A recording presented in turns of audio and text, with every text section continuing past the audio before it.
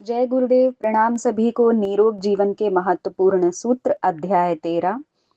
Last topic हमने पढ़ा था उपयोग बनाम उपभोग। आइए इसी श्रृंखला में आगे बढ़ते हैं। एंटीबायोटिक्स का अंधाधुंध प्रयोग बंद हो।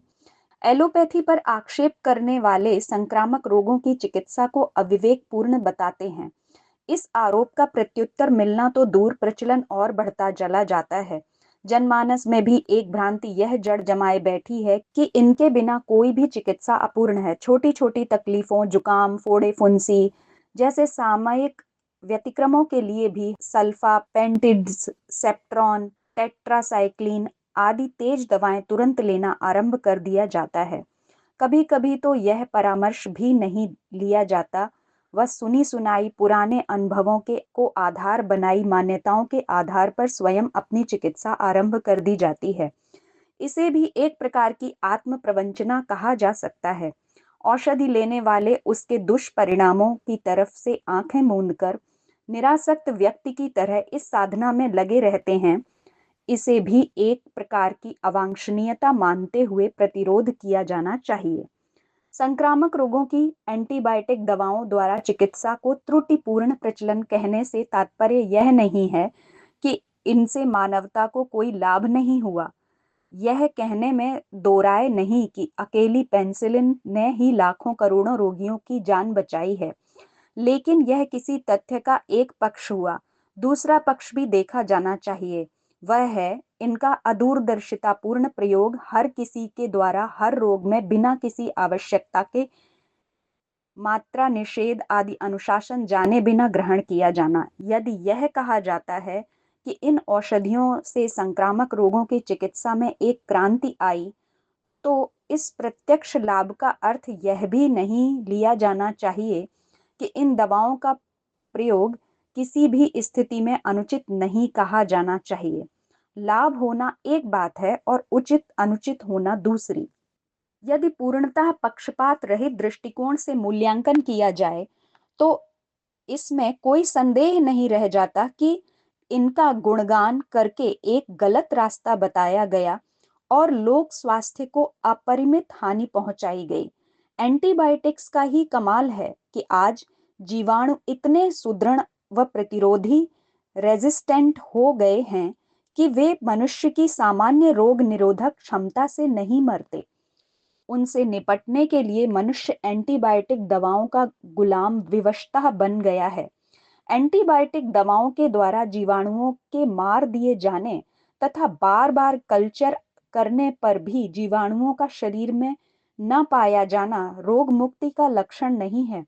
रोग मुक्ति तब मानी जा सकती है जब जीवाणु संक्रमण न कर रहे हों, भले ही वे शरीर की श्लेष्मा पर विद्यमान हों।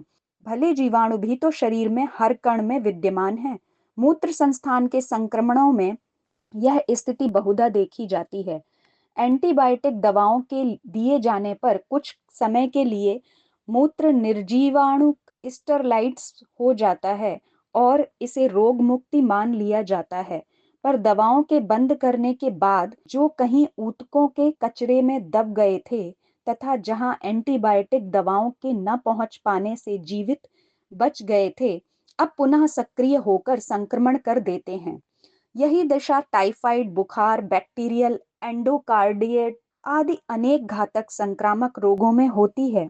इस पर भी चिकित्सा शास्त्र यह मानता है कि एंटीबायोटिक दवाएं संक्रामक रोगों से मुक्ति दिला सकती हैं। वस्तु स्थिति यह है कि ऐसे इलाज का अधिकतम सामयिक राहत पॉलिएशन मात्र माना जा सकता है। जीवाणुनाश की विभिन्न विधियां रोग निवारण में लाठी का काम तो कर सकती हैं, जिसकी सहायता से ऊपर चढ़ने में सुविधा मिल सकती है, पर यदि जीवाणुनाश को ही लाठी की जगह पर टांगे समझकर उन पर निर्भर रहा जाएगा तो असफलता ही हाथ लगेगी। तीव्र संक्रमण रोगों के उपचार में जीवाणुनाशक सौम्य विधियां रोगी के शरीर से जीवाणु मार उसे हल्का करके रोगमुक्त की ओर ले चलने में सहायता कर सकती हैं, पर ये विधियां एंटीबायोटिक प्रक्रिया जैसे उग्र नहीं होने चाहिए, जो शरीर के सामान्य जीवाणु फ्लोरा का नाश करके रोग के बदलने में मदद दें तथा उस सौम्य फ्लोरा के स्थान पर एंटीबायोटिक प्रतिरोधी जीवाणुओं के जड़ जमाने को प्रोत्साहन दें। एंटीबायोटिक दवाओं के प्रयोग के 3 प्रमुख प्रभाव हैं और ये तीनों ही हानिकारक हैं। ये हैं रोगकारी जीवाणुओं का अतिशीघ्र मारा जाना, शरीर के रक्षक सामान्य जीवाणुओं की मृत्यु, एंटीबायोटिक प्रतिरोधी तथा कम उग्रता के जीवाणुओं का जड़ जमाना। रोग के जीवाणुओं का अतिशीघ्र मारा जाना तुरंत की दृष्टि से तो लाभप्रद दिखाई पड़ता है, पर होता वह हानिकारक ही है। टाइफाइड बुखार के जिन रोगियों का एंटीबायोटिकों द्वारा उपचार किया जाता है, उनके रोग की आवृत्ति होने की दर उन रोगियों से अधिक है जिनका उपचार एंटीबायोटिक औषधियों से नहीं किया गया। इस तथ्य को हैरिसन्स प्रिंसिपल ऑफ इंटरनल मेडिसिन पुस्तक में विद्वान लेखक एडवर्ड डब्ल्यू हुक ने स्पष्ट प्रतिपादित किया। यही लेखक इस प्रकरण में आगे लिखते हैं कि टाइफाइड बुखार में एंटीबायोटिक रोग के दौरान जल्दी शुरू कर देने से रोगी में रोग जीवाणु के विरुद्ध होने वाले इम्यून रिस्पॉन्स का विकास रुक जाता है। यही रोग मुक्ति में बाधक बनता है। यही स्थिति दूसरे जीवाणुज रोगों में कहाँ तक सही उतरती है, इस पर चिकित्सा विज्ञान में पर्याप्त जानकारी उपलब्ध नहीं है, पर सैद्धांतिक रूप से यह निश्चित है कि संक्रमण की अवस्था में जीवाणुओं का अतिशीघ्र नाश कर देना इस सुरक्षात्मक प्रक्रिया का दमन अवश्य कर देता है, जो रोगी को उस रोग से आगे लड़ने की क्षमता प्रदान करता तथा भविष्य में उस तथा उससे मिलते जुलते संक्रमणों को रोकता है। एंटीबायोटिक दवाओं द्वारा शीघ्रातिशीघ्र जीवाणुओं को मारकर यह मान लेना कि रोगी रोगमुक्त हो गया अविवेक की निशानी है, क्योंकि इससे रोगी की रोग निरोधक क्षमता में प्रखरता उत्पन्न नहीं हो पाई। इसी कारण जीवाणुनाशक चिकित्सा द्वारा जीवाणुज रोगों से मरने वालों की संख्या में तो कमी हो गई है, पर उनकी संख्या में कमी नहीं हो पाई है जो प्रतिवर्ष इन रोगों से ग्रस्त होते हैं। मानवता के शत्रु जीवाणुज रोगों के भार को यह चिकित्सा लेश मात्र ही कम कर पाई है। एंटीबायोटिक्स का दूसरा प्रभाव शरीर के रक्षक सामान्य जीवाणुओं का मारा जाना है। रक्षक और भक्षक दोनों को एक ही लाठी से हाँकने की गलती एंटीबायोटिक चिकित्सा के अविवेक का दूसरा प्रमाण है। जिस प्रकार अंधेरे में चलाई गई बंदूक मित्र व शत्रु दोनों को हानि पहुंचा सकती है, इसी प्रकार एंटीबायोटिक दवाओं द्वारा मित्र जीवाणुओं का मारा जाना दीर्घकालीन दृष्टि से इस तुरंत लाभ की तुलना में जो संक्रामक जीवाणुओं के मारे जाने से होता है, कम हानिकारक नहीं है। कारण यह है कि जीवाणुओं की आपसी इकोलॉजी अत्यंत जटिल है। जीवाणु ही जीवाणुओं के प्रति इस प्रकार की एंटीबायोटिक बनाते हैं तथा कुछ ऐसे पदार्थ भी बनते हैं जो अन्य जीवाणुओं को लाभ पहुंचाते हैं। अस्तु इस संतुलन से छेड़छाड़ करना जोखिम का काम है। यह लेखा जोखा लेना मात्र तर्कवादी दुराग्रह नहीं है। जीवाणुओं का आंत में फैलाव एकदम वर्गीकृत व संतुलित है। कुछ वैज्ञानिकों का ऐसा विश्वास है कि प्रत्येक जीवाणु स्पेसीज का आंत में स्थान नियत है। सामान्यतः आंत में मात्र एनएरोबिक जीवाणु ही पाए जाने चाहिए तथा एरोबिक जीवाणु सेकेंडरी इन्वेडर्स बाहर से आने वाले हमलावर हैं। एंटीबायोटिक चिकित्सा से यह संतुलन एकदम अस्त व्यस्त हो जाता है।